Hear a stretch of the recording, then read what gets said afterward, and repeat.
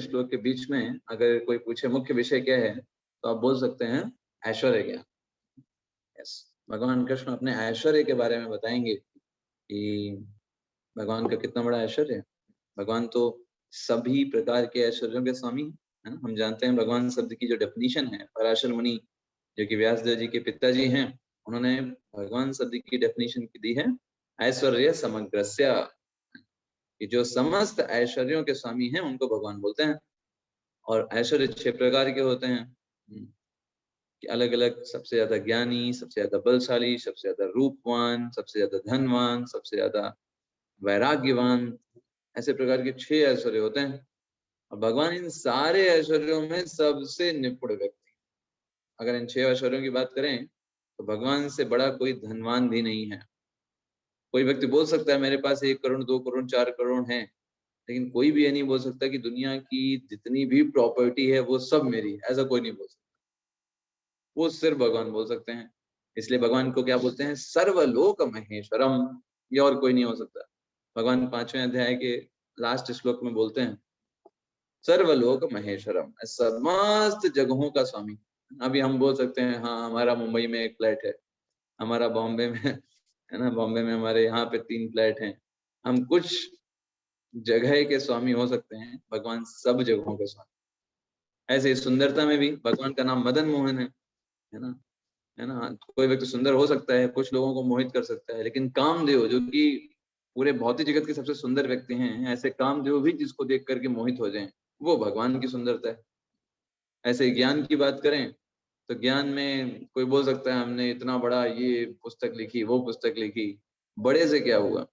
ऐसा ज्ञान होना चाहिए जो हर समय रहे, कोई भी काल समय काल परिस्थिति उन सब से वो परे हो, ऐसा ज्ञान। भगवान ने सिर्फ ये भगवत गीता दिया 700 श्लोक की, लोग पढ़े जा रहे हैं। 5000 साल पहले दिया, कोई पुराना नहीं, हर समय नया है प्रतिक्षण। बल की बात करें तो भगवान से ज्यादा बलशाली और कौन होगा? भगवान ने अपने सिर्फ बाएं हाथ की एक छोटी सी उंगली के नाखून के ऊपर 7 दिन 7 रात किसको उठा के रखा? हाँ, गोवर्धन पर्वत को। हाँ, गोवर्धन पर्वत को उठा के रखा। प्रभुपाद जी तात्पर्य में आगे बताएंगे भी कि रोम में एक देवता है एटलस करके, उन्होंने एक बहुत बड़ी उन्होंने पूरी पृथ्वी को अपने कंधे पर उठा करके रखा है, लेकिन बहुत थके हुए लग रहे हैं। प्रभुपाद जी कहते हैं भगवान ऐसे थकते नहीं। भगवान को ये 7 दिन तक 7 दिन 7 रात जो गोवर्धन पर्वत उठाया, भगवान के माथे पे पसीना भी नहीं है, उनको कोई थकान नहीं है। ये सब तो भगवान, आप कुछ सोचिए, इतने बड़े बड़े जो ग्रह हैं हमारा सोलर सिस्टम में, इतने बड़े बड़े ग्रह है, वो सब हवा में जो तैर रहे हैं, उनको किसने उठाया हुआ है? भगवान ने उठाया हुआ है ना, तभी ना हवा में तैर रहे हैं, रुई के पाए की तरह घूम रहे हैं। तो भगवान के लिए एक छोटा सा पर्वत उठाने में क्या होगा? तो भगवान को कोई भी ऐसे में कठिनाई नहीं होती किसी भी चीज में, कोई इतना वो बलशाली। और ऐसे ही इतना सब कुछ होने के बाद भी भगवान से ज्यादा बड़ा कोई वैरागी भी नहीं है। देखिए, वैराग्य भी एक प्रकार का ऐश्वर्य है ना। जैसे मतलब मान लीजिए कोई बहुत अमीर व्यक्ति हो, लेकिन वो एकदम नॉर्मल गाड़ी में सफर करे, जो जैसे कॉमन पीपल सफर करते हैं, जनरल में जाए या फिर स्लीपर में जाए, तो कितना लोग उसको कहेंगे ना, अरे देखो इसके पास कितना धन है, फिर भी देखो स्लीपर में ट्रेवल कर रहा है। लोग उसकी सराहना करेंगे ना। ये भी एक ऐश्वर्य होता है कि वैरागी होना। चीजें हैं लेकिन उसका कोई अहंकार नहीं, कोई उसको अपने लिए प्रयोग भी नहीं करना, कंफर्ट के लिए प्रयास नहीं करना। तो भगवान से बड़ा वैरागी भी कोई नहीं। भगवान के अंदर कितना वैराग्य है। भगवान ने तुरंत ही वृंदावन का परित्याग कर दिया था, आउटवर्ड तरीके से, बाहरी रूप से। वृंदावन से उन्होंने अब चले गए थे, है ना।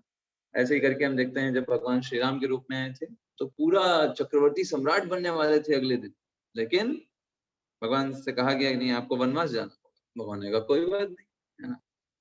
तो भगवान के लिए साम्राज्य भी वैसे ही है, उनके लिए वो किस तरीके से हमें ड्यूटीज निभाना है वो दिखाने के लिए कितने बड़े वैरागी। अभी आप सोचिए किसी को अभी नॉमिनेट कर दिया जाए, कल आपको एक छोटे सा राज्य है उत्तर प्रदेश का सीएम बनाया जाएगा, है ना, अगले दिन बोल दिया जाए नहीं नहीं आप रहने दीजिए, आपको नहीं बनाएंगे, दूसरे को बना देंगे।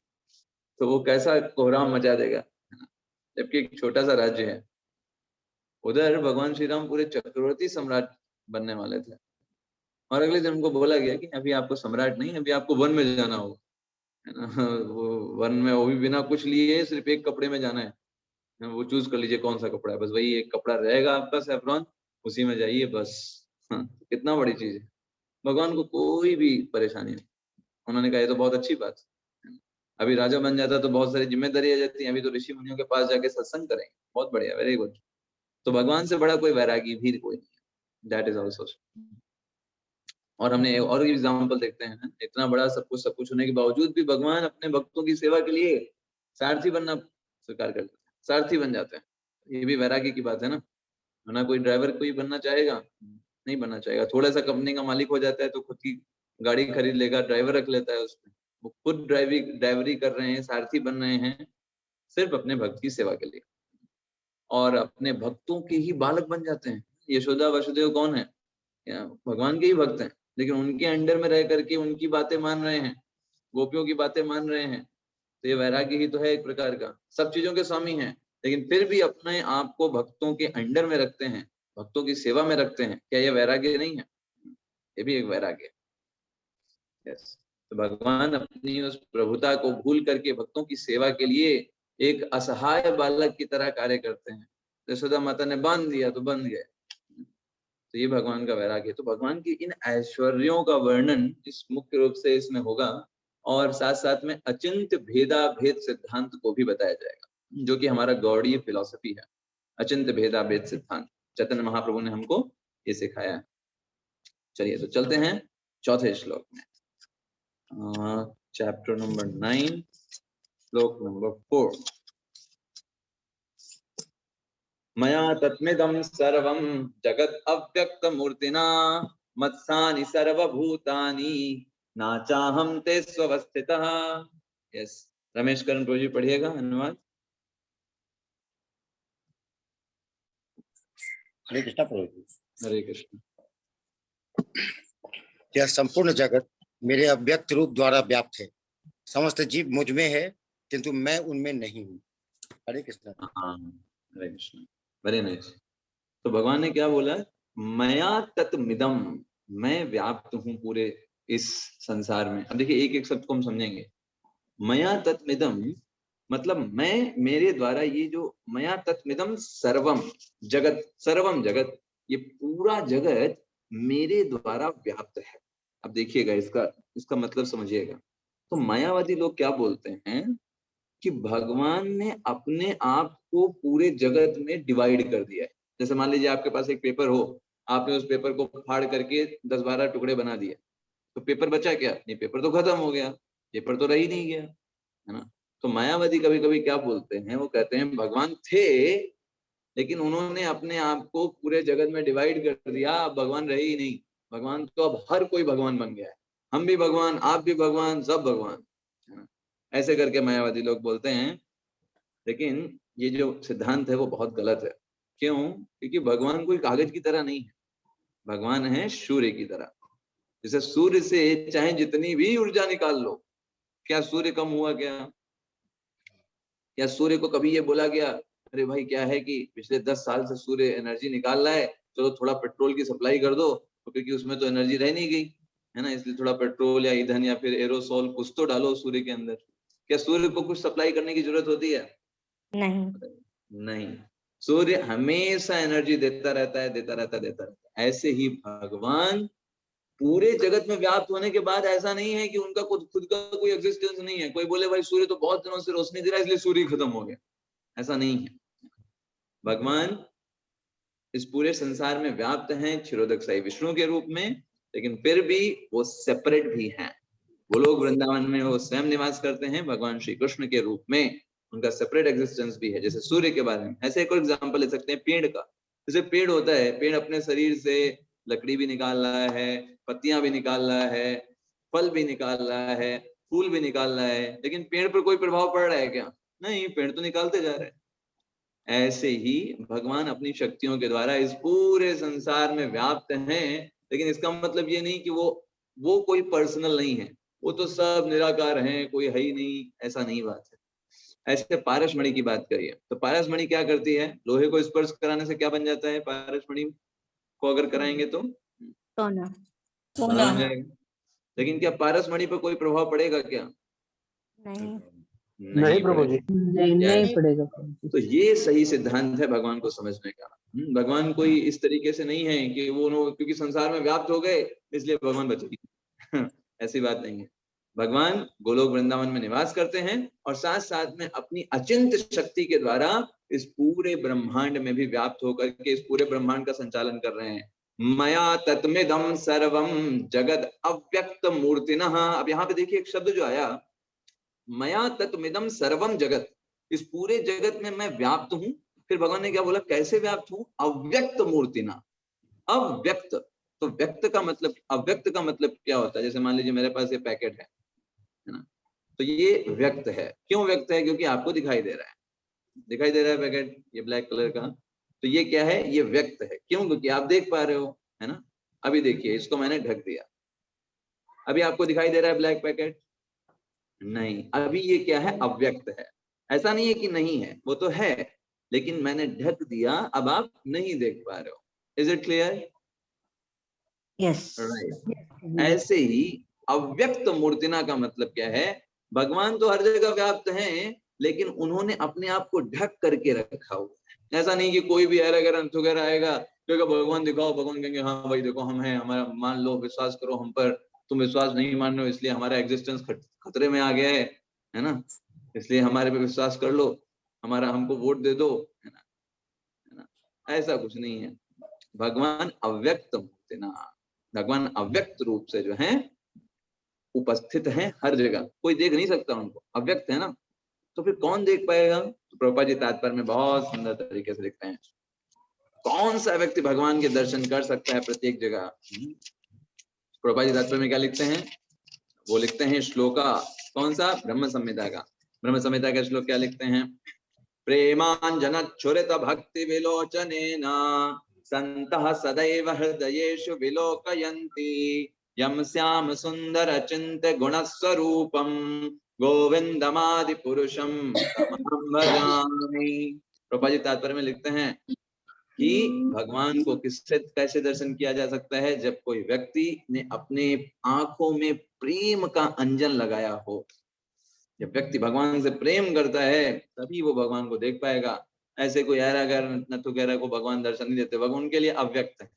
भाई सब कुछ तो भगवान ही कर रहे हैं ना, कोई साइंटिस्ट तो कर नहीं रहा। अगर सिंपल सी बात देखें, खाने के लिए जो हम रोज चावल रोटी दाल ये जो खा रहे हैं, क्या कोई साइंटिस्ट बना रहा है क्या?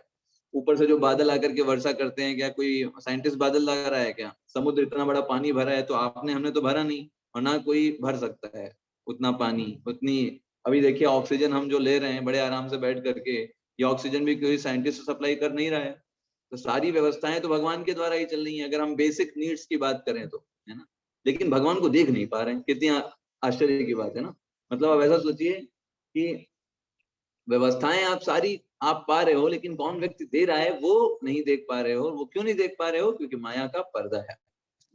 माया का पर्दा क्या है? माया का पर्दा यही है कि भगवान ने अपने आप को उसके पीछे रखा हुआ है। जैसे आप अपने घर में पर्दे डालते हैं ना, तो कभी कभी पर्दों के पीछे हम नहीं देख पाते क्या रखा हुआ है, वैसे ही समझिए। तो भगवान ही सब कुछ कर रहे हैं, कोई हम आप कर नहीं सकते, कोई साइंटिस्ट भी नहीं कर रहा है, कोई दावा भी नहीं कर सकता कि हम सूर्य को सूर्य के द्वारा रोशनी प्रोवाइड करा रहे हैं। भगवान ही कर रहे हैं, बट वो छुप करके कर रहे हैं, है ना। और भगवान आगे क्या बोल रहे हैं? मत्सानि सर्वभूतानि, कि उन समस्त जीव जो हैं वो मुझ में हैं। ना चाहम तेस्व अवस्थितः, लेकिन मैं उनमें नहीं हूं। ये क्या मतलब है?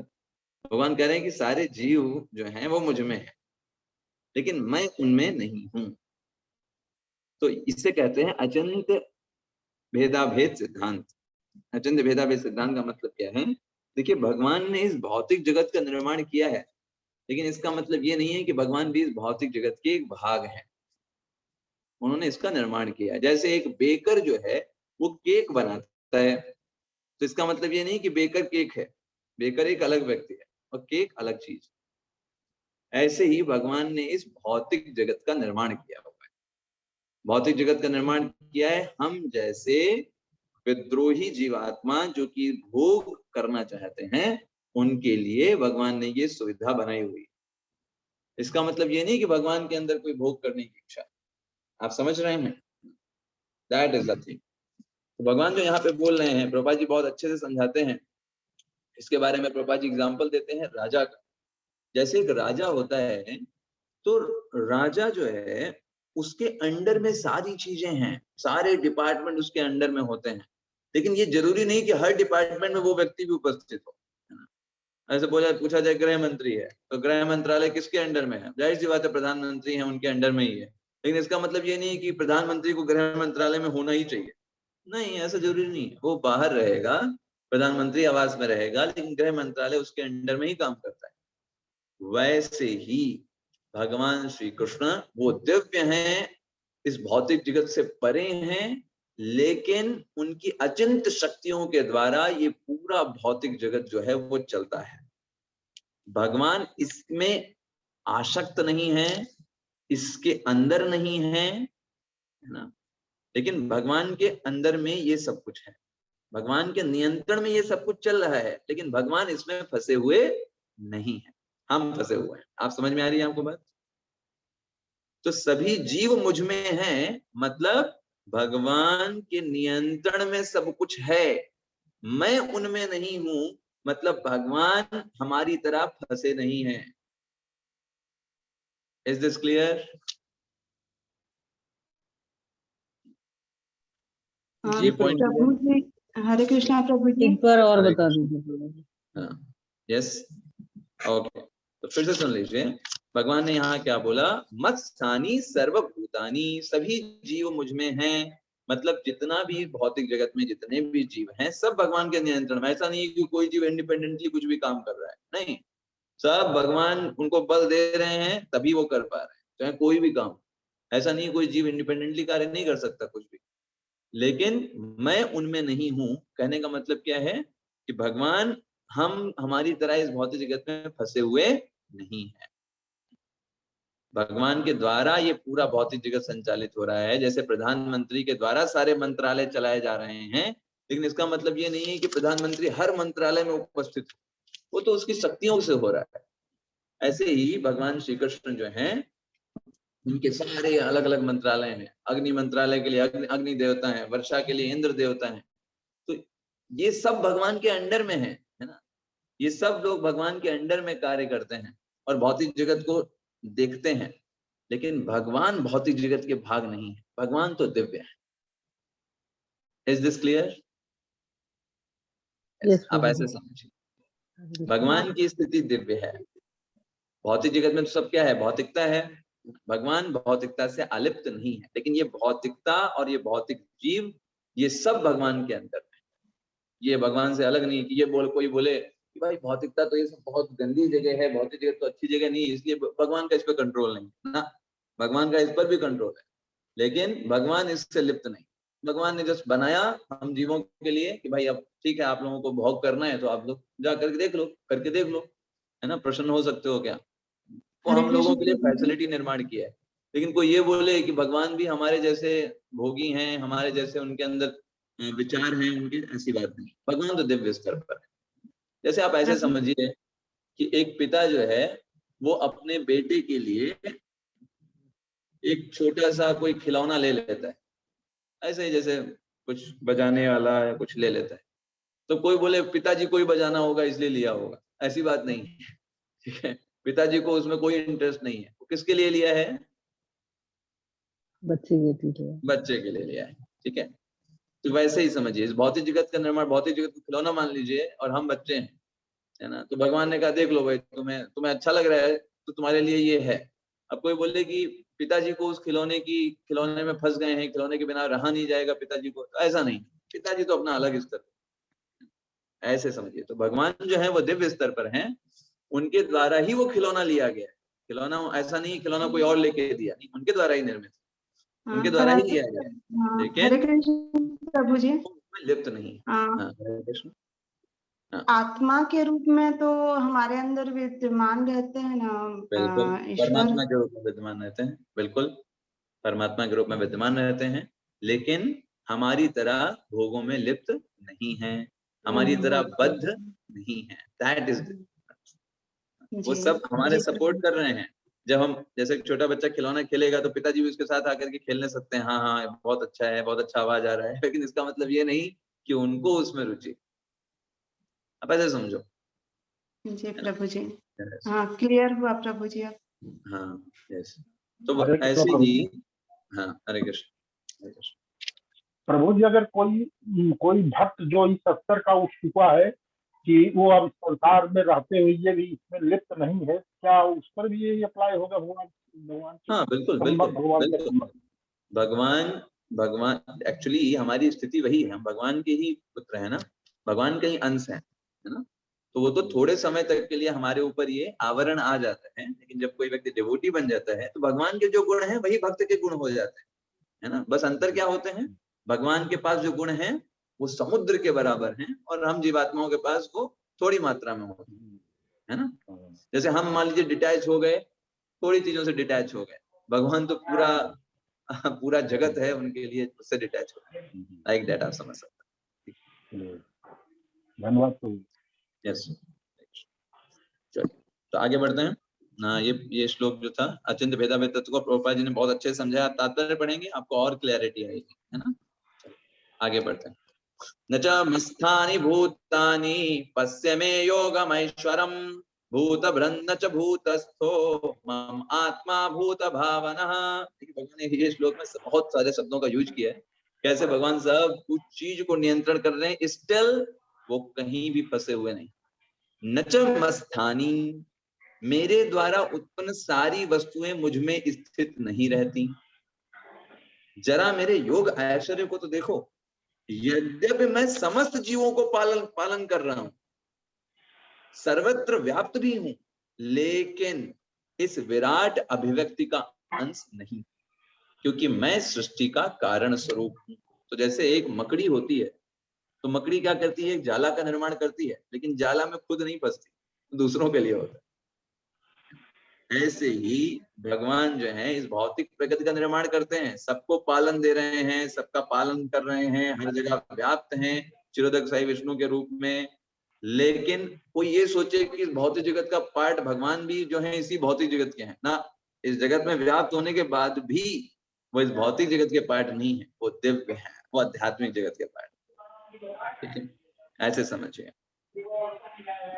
और इसीलिए भगवान क्या बोल रहे हैं, ये मेरा योग ऐश्वर्य, मेरे इस योग ऐश्वर्य को देखो। भगवान हर जगह व्याप्त हैं, लेकिन वो वैसे ही हैं, पद्म पत्र विमांभसा, ऐसे कमल दल के ऊपर पानी पड़ा रहता है, हवा चलती पानी गिर जाता है, कमल का दल वैसा का सूखा ही रहता है। तो भगवान इन सभी के बीच में रहते हुए भी माया का लेस मात्र भी संग नहीं करते। इस भौतिक जगत का क्रिएशन भी अगर आप देखेंगे ना, भगवान कैसे करते हैं, माया का संग नहीं करते भगवान उसके लिए अपना एक अलग विस्तार करते हैं, और उस विस्तार का नाम क्या है, शंभु, शिव जी। भगवान स्वयं अपने आप को माया का संग नहीं करते, शिव जी के द्वारा माया का संग करते हैं। शिव जी की पत्नी कौन है, पार्वती जी। भगवान की पत्नी नहीं है, भगवान की बहन है पार्वती जी। भगवान कभी भी माया का संग नहीं करते, शिव जी के द्वारा वो माया का संग करते हैं। और शिव जी इसीलिए इस भौतिक जगत के पिता कहलाते हैं, और पार्वती जी इस भौतिक जगत की माता कहलाती हैं। और राधा कृष्ण जो है वो आध्यात्मिक जगत के माता पिता। इस भौतिक जगत का निर्माण जो है, भौतिक जगत का जो एक तरीके से बोला जाए कि उत्पन्न जो है, वो शिव जी के द्वारा भगवान करते हैं। तो भगवान क्या करते हैं, अपनी दृष्टि को माया देवी के ऊपर दृष्टिपात करते हैं, उस दृष्टि को ही शंभु दृष्टि बोलते हैं। शंभु जी के द्वारा, शिव जी के द्वारा माया देवी का संग करके जो विद्रोही जीवात्माएं होते हैं, जो भोग करने की टेंडेंसी होती है, ऐसी जीवात्माओं को इस भौतिक जगत में ट्रांसफर कर देते हैं। That is the thing. और वो जीवात्माएं इस भौतिक जगत में आते हैं, जो दुर्गा जी हैं, जो पार्वती जी हैं, उन सारे जीवात्माओं का गर्भ धारण करती है। और जैसे एक माता जो होती है, वो अपने शिशु के लिए जो सारे एलिमेंट हैं, सारे पदार्थ हैं, वो तैयार करती है अपने गर्भ में, वैसे ही पार्वती जी या दुर्गा जी बोल सकते हैं, वो जो एलिमेंट है, जो तत्व हैं, पंच महाभूत तत्व हैं, अलग अलग शरीरों को वो प्रदान करती हैं। और ब्रह्मा जी उन सारे अलग अलग शरीरों को निर्माण करते हैं और जीवात्माओं को उनकी इच्छाओं के अनुरूप अलग अलग शरीर में, किसी को कुत्ता, बिल्ली, सुअर, मच्छर, मक्खी, कबूतर, जिस भी प्रकार की इच्छा होती है उस प्रकार के शरीर के अंदर डाल दिया जाता है उस भोग को पूरा करने के लिए। और इस तरीके से साइकिल चलता रहता है। भगवान क्या बोल रहे हैं कि मैं इस सृष्टि का कारण स्वरूप हूं, इसलिए मैं इस जगत का अंश नहीं हूं। जैसे मैंने आपको बताया ना, केक बनाने वाला व्यक्ति केक नहीं होता, मकड़ी जाला बनाती है, जाला बनाने वाली मकड़ी जाला नहीं होती। ऐसे ही भौतिक जगत का निर्माण करने के कारण भगवान इस भौतिक जगत के नहीं है, उन्होंने निर्माण किया है। यस मिश्रा प्रभु जी। प्रभु जी यही शिव जी वाली दृष्टि वाली बात एक बार फिर से बता दी। संभव रूप में जो भगवान, क्या चीज? संभव दृष्टि जो भगवान करते हैं, यही वाली बात बता दो। यस, इसको बोलते हैं सा इक्षिता सह असृजता, है ना। तो भगवान क्या करते हैं, दृष्टिपात करते हैं किसके ऊपर? माया देवी के ऊपर। माया देवी जो हैं उनके ऊपर दृष्टिपात करते हैं और उसके द्वारा उस दृष्टि को ही शंभु दृष्टि बोलते हैं। तो भगवान डायरेक्ट माया देवी से संग नहीं करते, क्योंकि माया देवी से संग वो नहीं कर सकते डायरेक्ट, क्योंकि वो दिव्य है। भगवान दिव्य है और माया देवी से दिव्य संग नहीं कर सकते। इसीलिए भगवान अपना एक विस्तार करते हैं शिव जी का, है ना। इसीलिए बोला जाता है शिव जी कैसे हैं? दही के जैसे। भगवान कृष्ण जो है वो दूध है और शिव जी क्या है? दही है। तो दूध से ही दही बनता है, वो दही ऐसा नहीं कहीं और से बनेगा, वो दूध से ही बनता है। लेकिन फर्क क्या होता है? फर्क क्या होता है? वो दही है, वो दूध। दूध मतलब एकदम प्योर, एकदम दिव्यता। लेकिन शिव जी की ये सेवा है ना, कि सारे जीवों को आध्यात्मिक जगत से भौतिक जगत में लाने के लिए, माया देवी के गर्भ में ट्रांसफर करने के लिए शिव जी उन सारे जीवों को आध्यात्मिक जगत से भौतिक जगत में पार्वती जी के गर्भ में ट्रांसफर करते हैं और इसी को बोलते हैं। इसलिए शिव जी माया देवी का संग करते हैं और उसके कारण से सारे जीव जो हैं उस भौतिक जगत में आते हैं। That is a process. इसी को सह इच्छिता सह असृजिता बोलते हैं। सह इच्छिता मतलब भगवान इच्छा करते हैं कि जीव जो है वो जाएं, और सह असृजिता का मतलब जीव जो है इस प्रकार से शंभु दृष्टि के द्वारा भौतिक जगत में चले जाते हैं। इस तरीके से होता है।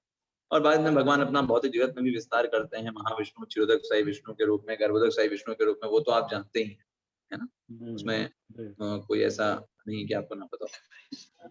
Yes, like that. चलिए तो हम आगे बढ़ते हैं। नेक्स्ट श्लोक। यथाकाशस्थितो नित्यं वायुः सर्वत्र गो महान्, तथा सर्वाणि भूतानि मत्सानित्युपधारयः। तो भगवान क्या बोल रहे हैं? यस, जेएम सिंह प्रभु जी पढ़िएगा। हरे कृष्णा प्रभु जी। हरे कृष्ण। जिस प्रकार सर्वत्र प्रवहमान प्रबल वायु सदैव आकाश में स्थिर रहती है, उसी प्रकार समस्त उत्पन्न प्राणियों को मुझ में स्थिर जानो। यस, तो यहाँ पे एग्जाम्पल भगवान ने दिया कैसे तुम्हें समझना चाहिए कि उपस्थित है। जैसे देखो, सारी जो वायु है वो है कहाँ पर? आकाश के तो अंदर में ही है ना, क्योंकि आकाश पूरा जो सब चीजें हैं वो आकाश से ढकी हुई है ना। वो हमारा पूरा ब्रह्मांड आकाश से ढका हुआ है। तो वायु जो है वो आकाश के अंदर में ही घूमती रहती है, ऐसा नहीं कि आकाश से बाहर निकल जाती है। आप समझ पा रहे हैं? थोड़े ऊपर के बाद तो वायु भी बंद हो जाती है, आकाश तो उसके भी ऊपर है। तो आकाश बहुत बड़ा है और वायु उसके अंडर में ही मूव कर सकती है, उससे बाहर नहीं जा सकती, उसके छोटे से पार्ट में मूव करती है। तो भगवान वही समझा रहे हैं कि ऐसे ये जो प्राणी हैं ये सब मेरे अंश हैं और इनको तुम इस तरीके से समझो, मेरे अंडर में ही ये कार्य कर सकते हैं, ऐसा नहीं कुछ भी इंडिपेंडेंटली कार्य करेंगे। प्रभुपाद जी वही तात्पर्य में बताते हैं कि प्रत्येक वस्तु भगवान की इच्छा के अधीन ही गतिशील हो रही है। ये तीन गुण हैं, उन्हीं तीनों गुणों में सारे जीव कार्य करते हैं। किसी को सत्व गुण है तो बहुत शांत रहता है, बहुत प्रेम से बातें करता है, उसके पास जाओ तो अच्छी पॉजिटिव वाइब्स आती है। कोई रजोगुणी है तो बहुत ज्यादा कामुक होता है, बहुत सारी इच्छाएं उसके अंदर होती हैं, वो उस तरीके से बिहेव करेगा। कोई व्यक्ति तमोगुणी होता है तो कहीं नशे में पड़ा रहता है, आलसी रहता है, या तो चीजों को लेट करता है, टालता रहता है, तमोगुणी की तरह कार्य करता है। तो तीनों गुणों के अंडर में ही सारे लोग काम कर रहे हैं और भगवान के द्वारा ही इन तीनों गुणों का निर्माण किया गया है। तो ऐसा कुछ भी नहीं है कि जो भगवान से के कंट्रोल के बाहर है। ये चीज यहाँ पर मुख्य रूप से बताई गई। प्रभुपाद जी ब्रह्म संहिता का श्लोक भी बताते हैं कि इवन यहाँ तक सूर्य चंद्रमा ये सब लोग भगवान के अंदर में कार्य करते हैं। सर्वभूतानि कौन्तेय प्रकृतिम यान्ति मामिकाम कल्पक्षये पुनस्तानि कल्पादौ विसृजाम्यहम्। भगवान ने फिर वही चीज बताई जो भगवान ने 7वें अध्याय में बताई थी, किस प्रकार से कल्प का अंत जब होता है सारे प्राणी मेरी प्रकृति में प्रवेश करते हैं। अब देखिए कल्प का अंत का मतलब क्या है। कल्प का अंत प्रभुपाद जी तात्पर्य में बताते हैं कि ब्रह्मा जी की मृत्यु। तो ब्रह्मा जी की मृत्यु कब होती है? 100 वर्ष के बाद। और हमने पढ़ा था ब्रह्मा जी की एक दिन में कितने बार सतयुग द्वापर त्रेता कलयुग बीत जाते हैं? How many times? 1000 टाइम। 1000 बार ब्रह्मा जी का एक दिन इतना होता है। तो ब्रह्मा जी के ऐसे जब 100 वर्ष पूरे हो जाते हैं तो ब्रह्मा जी की मृत्यु हो जाती है। और उस समय सारे जीव कहाँ जाएंगे? तो उस समय सारे जीव जो हैं वो महाविष्णु की नाभि में प्रवेश कर जाते हैं। हमने आपको बताया था जब रात्रि होती है ब्रह्मा जी की तो सारे जीव गर्भोधक शाही विष्णु की नाभि में चले जाते हैं रात्रि के समय, करेक्ट ना? लेकिन जब ब्रह्मा जी के 100 वर्ष पूरे हो जाते हैं, ब्रह्मा जी की मृत्यु हो जाती है, तो उस समय सारे जीव महाविष्णु की नाभि में चले जाते हैं। उस समय गर्भोधक शाही विष्णु की नाभि में नहीं जाते, महाविष्णु की नाभि में जाते हैं। तो ये चीज यहाँ पर यही यहाँ पे प्रभुपाद जी बता रहे हैं। भगवान ने भी यही बोला कि उन्हें शक्ति से वो दोबारा उत्पन्न कर देते हैं महाविष्णु, फिर आगे अपना कार्य करते हैं, फिर से सारे जीव पुनः उपस्थित हो जाते हैं। प्रकृतिम स्वामवष्टभ्य विसृजामि पुनः पुनः भूतग्राम इमं प्रश्नम वशं प्रकृतिर्वशात्। संपूर्ण विराट जगत मेरे अधीन है, यह मेरी इच्छा से बारंबार स्वतः प्रकट होता रहता है और मेरी ही इच्छा से अंत में विनष्ट होता है। तो भौतिक जगत कैसा है? बनता और बिगड़ता रहता है। यहाँ पर कोई भी चीज हमेशा के लिए नहीं। आप जो कुछ भी अपनी आंखों से देख रहे हो एक दिन वो राख बन गया होगा। Whatever you are seeing, एक दिन उसका कोई भी वैल्यू नहीं होगी। जिस गाड़ी में हम बहुत अच्छे से सफर कर रहे हैं, अरे बड़ी बढ़िया नई नई गाड़ी है, नया नया मोबाइल है, एक दिन उस मोबाइल को कोई पूछेगा नहीं, कौड़ियों के दाम में बिकेगा, क्योंकि भौतिक जगत का स्वभाव है। जिस घर में रह रहे हैं एक दिन ऐसा आएगा वो घर भी किसी काम का नहीं रहेगा। वो कितना भी समय हो सकता है, 500 साल हो सकते हैं, 1000 साल हो सकते हैं।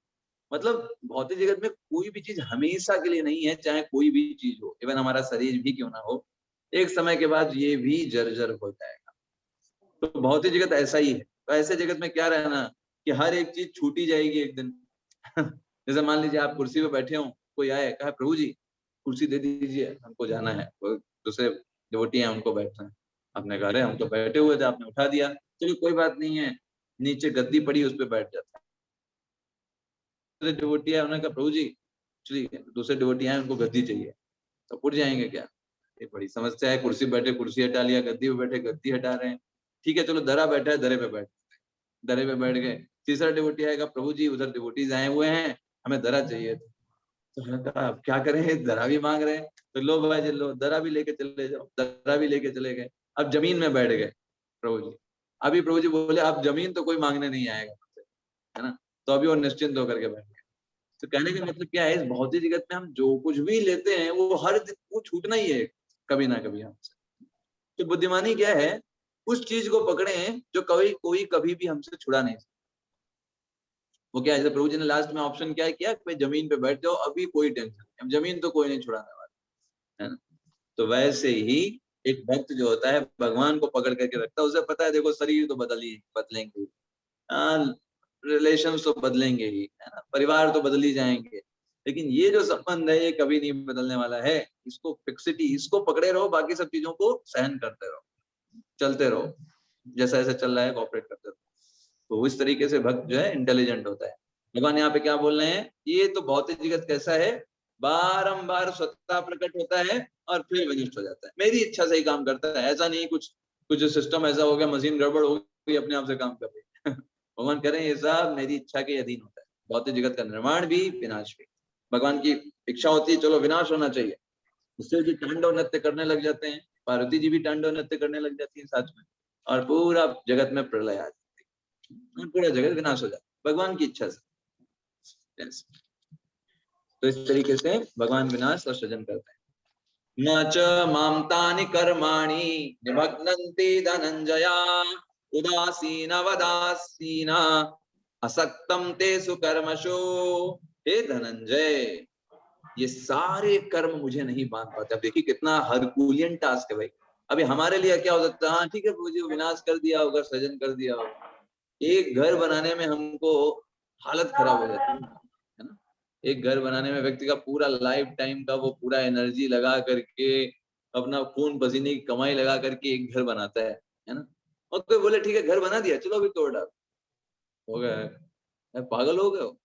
इतना मेहनत से खून कमाई लगाया और ऐसे तोड़ डालेंगे? नहीं तोड़ पाएंगे। क्यों नहीं तोड़ पाएंगे घर को, बताइए। हाँ, आसक्ति हो जाती है। हम क्योंकि बद्ध जीव है ना, हमारे साथ प्रॉब्लम क्या है, हमें आसक्ति हो जाती है, बहुत जल्दी आसक्ति हो जाती है। जैसे मान लीजिए आपने कोई एक पुस्तक लिखी, तुरंत पीछे जरूर लिखेंगे राइटर कौन है, हाँ ये हमारा नाम, क्यों, कोई और दूसरा नहीं, हमें आसक्ति भाई हमने लिखा है। और तुरंत हम जाकर के देखेंगे भाई हमारी बुक कितनी बिकी, कितने लोगों ने खरीदा, क्यों, क्योंकि हमने लिखा ना। बाकी तो बुक बहुत बिक रही है, लेकिन हमने लिखा वो कितनी बुक। अभी देखिए जगत में बहुत सारे बेटे हैं, बहुत सारे बच्चे हैं, मेरा बच्चा है, कुछ भी अच्छा करेगा, अरे बच्चा किसका है, मेरा बच्चा है, हमने पैदा किया उसको। अभी क्या तुरंत हमें उससे आसक्ति हो जाती है। तो भौतिक जगत में कुछ थोड़ा सा करें, उसमें तुरंत हमें आसक्ति हो जाएगी, हम क्रेडिट लेना चाहते हैं उसका। भगवान के साथ ऐसा नहीं। भगवान भौतिक जगत का निर्माण करते हैं और तोड़ देते हैं। मन किया अभी प्रलय कर,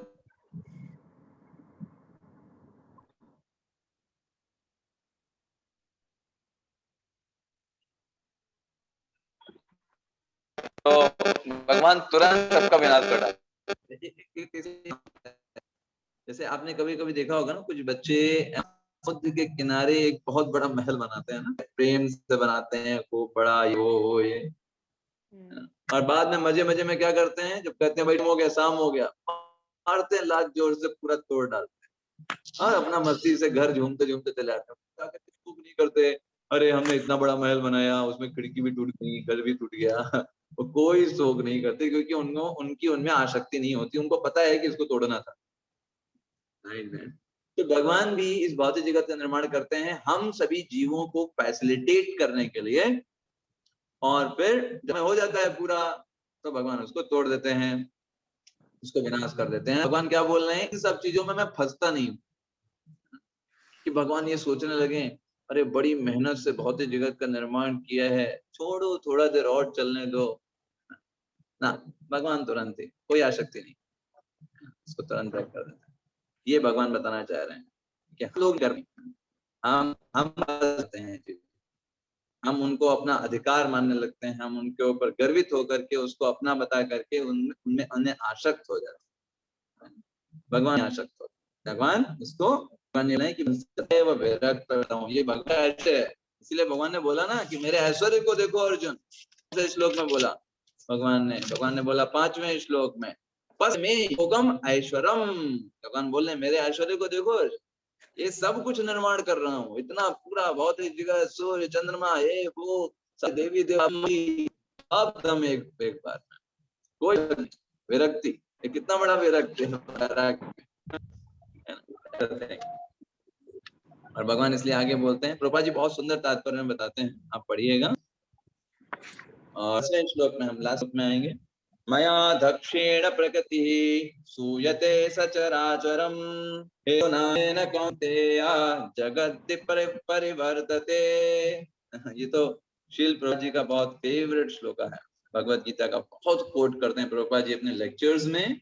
और अगर आप श्रीमद् भागवतम पढ़ेंगे भी तो बहुत बार 9.10 9-10 ऐसे करके याद कर सकते। तो क्या भगवान के नियंत्रण में सब कुछ होता है। यस, ऐसी कोई भी चीज नहीं है जो उनके अंदर से बाहर है। नया अधिक्षेण, नया मतलब मेरे द्वारा, अध्यक्षेण का मतलब मेरी अध्यक्षता में मैं उसको कर रहा हूँ। प्रकृति सूयते सचराचरम, ये पूरी प्रकृति सूर्य प्रकट होती है और अचर। देखें, कोई मूव कर रहा है, कोई नहीं मूव कर रहा है, सब कुछ प्रकट कहाँ से हुआ है, उसका जनरेट कौन कर रहा है? That is Lord Krishna, no one. ईश्वरः परमः कृष्ण सच्चिदानंद विग्रह अनादिरादिर गोविंद सर्व कारण कारणम। समस्त चीजों के कारण के कारण भगवान ही, तो उनकी ही रक्षा सब कुछ है। ये तो नौनते या जगत विपरिवर्तते, हो रहा है, चीज का भी बार बार विनाश हो रहा है, वो सब नियंत्रण में ही किया जाए, चाहे वो हमारा शरीर हो या कुछ भी हो। पिताजी तात्पर्य में कहते हैं, जिस तरह पिता बालक उत्पन्न करने के लिए माता के गर्भ में वीर्य स्थापित करता है, उसी प्रकार परमेश्वर अपनी चितवन मात्र से प्रकृति के गर्भ में जीवों को प्रविष्ट करते हैं और वे अपनी अंतिम इच्छाओं तथा कर्मों के अनुसार विभिन्न द्वारा रूपों तथा योनियों में प्रकट होते हैं। एकदम सिंपल उदाहरण है ना। इस तरीके से जो जो इच्छाएंगी उसका शरीर उनको जगत में प्राप्त हो जाएगा। इस तरीके से प्रभु जी बहुत सुंदर समझाते हैं। अतः भगवान जगत में प्रत्यक्ष रूप से आसक्त नहीं होते, भगवान प्रत्यक्ष रूप से आसक्त नहीं, वे प्रकृति पर दृष्टिपात करते हैं और इस तरह प्रकृति क्रियाशील होती है और तुरंत ही सारी चीजें अपने आप प्रकट हो जाती है। जैसे भगवान के बारे में बताया जाता है कि भगवान की इतनी शक्तियां हैं कि वो सब ये कार्य करती है। जैसे यहाँ पे ये बोला ना, मया अध्यक्षी प्रकृति में काम करती है, तो एक्चुअली प्रकृति ये सब निर्माण करती है, अनेक प्रकार के पेड़, अनेक प्रकार की निया, अनेक प्रकार के जीव, कर्म फल, ये वो, ये सारा जो यहाँ है ये प्रकृति किया जाता है। भगवान इसमें एंगेज नहीं होते। भगवान क्या वो है, प्रकृति से भाई तुम सब ऑपरेट करो। भगवान इससे पूरी तरीके से अलग रहते हैं। That is the thing। और प्रकृति जो है ये सारा काम जीवों को ऊपर नीचे करना, उनकी इच्छाओं के अनुसार उनको शरीर देना, उनको न्यूजीलैंड भेजना, भारत में जन्म देना, कनाडा में जन्म देना, किस योनि में जन्म देना, ये सारा काम भगवान डायरेक्टली नहीं करते। भगवान किसको आदेश देते हैं? ये सब कौन देखेगा? ये सब देखती है माया देवी। भगवान डायरेक्टली कहाँ इंटरफेयर करते हैं?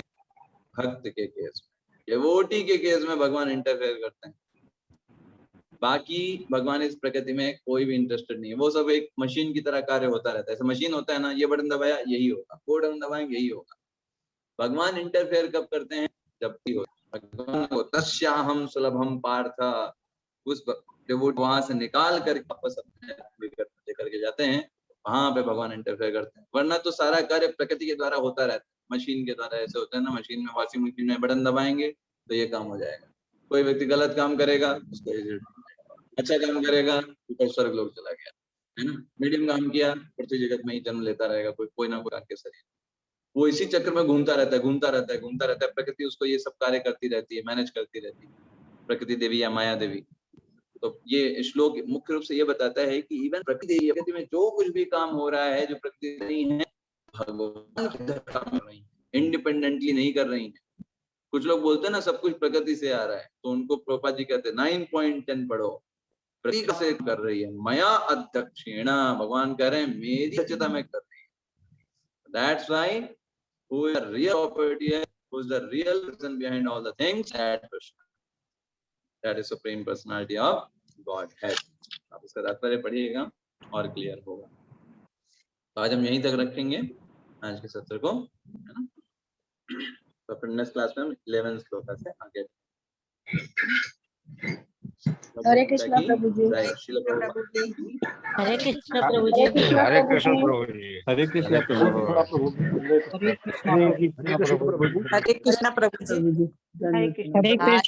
जी। देगा कल सुबह के। हरे कृष्णा प्रभु जी। वो नहीं, डब्बा नहीं ले जाएगा, अभी हरे ले जाएगा कृष्णा। तो खाली करना टोपिया में। हरे कृष्णा प्रभु जी। हरे कृष्ण। हरे कृष्णा प्रभु जी।